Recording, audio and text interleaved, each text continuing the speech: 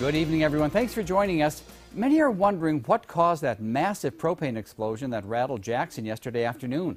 The explosion destroyed the AmeriGas building yesterday just after 1 p.m. and heavily damaged several others in the area. It forced the evacuation of nearby businesses and caused local schools to go into lockdown.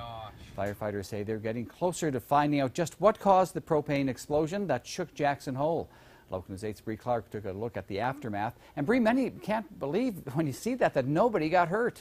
Well, Jay, it was unbelievable, as many firefighters described it as a mini war zone, a scarred battlefield that left only survivors.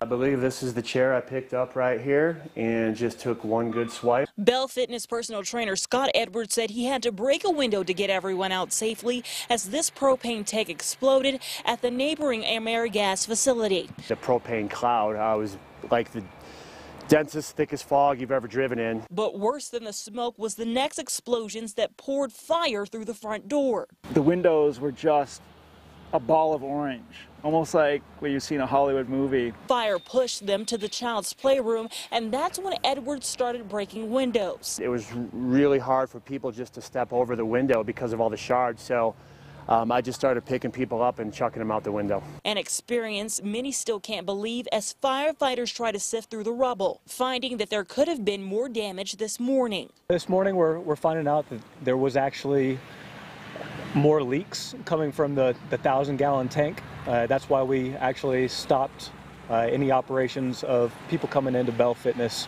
and resuming their day-to-day lives by picking up their personal belongings. Belongings that equal to charred cars, melted lights, and destroyed property.